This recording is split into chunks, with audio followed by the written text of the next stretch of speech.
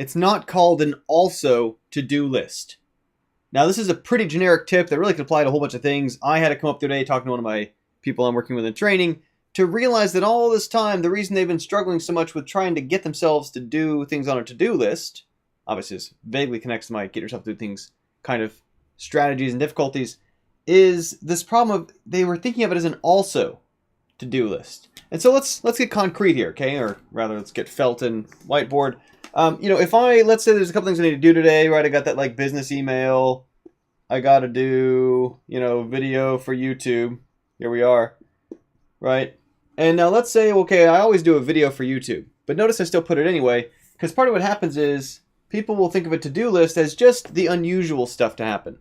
They won't put the things that they always do. They won't put dinner. I'm going to eat dinner. You know what? And let's say that even they've decided that it's fine. They need the time to veg out a little bit, have a TV on, scroll on social media, okay? Let's actually put also relax and veg. Now, granted, we may want to put an hour time limit on that. We may want to be like 30 minutes or whatever, so we kind of time bound it. But what happens is when we put the things on our list, when we're upfront with ourselves about, but what am I actually doing with my time? A couple things happen. One, it allows us to be more specific and honest with ourselves about where's the time actually going, which again, it can be fine. I'm not saying you shouldn't relax and recover. I'm saying that's often an important ingredient, in which case, put it on your to-do list because it's a thing you should do. But additionally, it also lets us put things in an order. That when there's a bunch of things that we have in our head kind of amorphously, that we know we kind of tend to, right? And again, some of this could be stuff that seems so routine you don't have to think about it. But what ends up happening is that starts chewing up all the time from how we're kind of misusing that time. It's not clear how that intersects to when the things in our to-do list are supposed to happen. But as soon as you start integrating onto there things like check my mail, things like respond to emails, things like, heck, you name it, cleaning the litter box, which again might seem like I don't need it on my to-do list. I do it every day.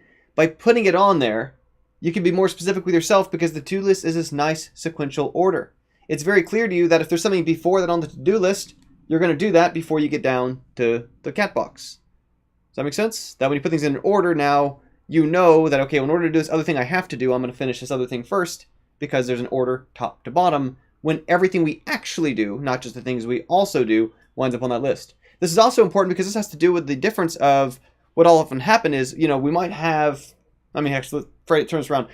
Tell me if this sounds familiar, right? When you, day after day after day, keep putting something on your to-do list that you've been meaning to do, but not getting around to it, and it stays on your to-do list so long, it starts to kind of rot. And you kind of just almost put it there as a joke or kind of start ignoring, maybe it's left over on sort of a crumpled piece of paper on a desk, whatever. Kind of ignore that it's okay, it's a thing that should happen at some point, but it's not a priority immediately. And we start to lose faith in the direction to do things on these lists. And where that time goes instead is all these other things that come up that were not on our to-do list. Again, we're treating it like an also to-do list. Instead, we got sort of sidetracked on this, that, and the other without getting honest with ourselves about, well, where's the time going? What were we doing instead? And what this helps fix is that if it's not on the to-do list, we don't do it. Now, we might put it on tomorrow's to-do list. We might put a bucket of time in there. I understand the issue of like if there's fires to put out, you got to put them out. And again, obviously it's a board or it's a piece of paper or whatever. But if you need to have a catch-all time in there for like 30 minutes, miscellaneous, and you kind of schedule it in there, it can still kind of give you this place to squirrel away some of those things that come up without letting it take over your whole evening. Without letting things that really shouldn't be absorbing so much time insert themselves into our to-do list in a way that we would not have written that up front. We would not have planned for that use of our day. And day after day after day, these things add up enormously over time. Someone who fits in time every single day to read or to exercise or to do anything to improve themselves, to practice a skill they want to get better at, or even once or twice or a few times a week, maybe not even every day, once or twice a few times a week, is going to have enormous gains over time through the period of a year, especially over 10 years, compared to somebody who is just not, who will not only plateau but often obviously decay in many aspects. And so that's the thought for today. It is not an also to-do list. It's not just where you put things additionally you're planning to do or you'd like to have done, wish you'd have done. It's not a wish list. It's literally what are the things you're going to do that evening so you can cross them off. In what order? The order is important because, again, this comes down to, because you put there the things that you got to do. Prepare dinner, should fit on there too. The things you're going to do could go to work for 8 hours. That can be a thing on the to-do list. Cross it off.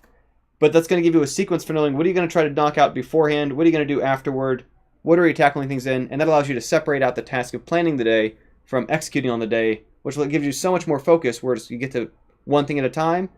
Easier to do than if you're trying to cram too much through that funnel at once of thinking about 4 or 5 tasks, feeling overwhelmed by it, getting none of them done, instead of putting them in a list and being able to knock them out. That's it for the day. Thanks for always tuning in. Have a new video for tomorrow.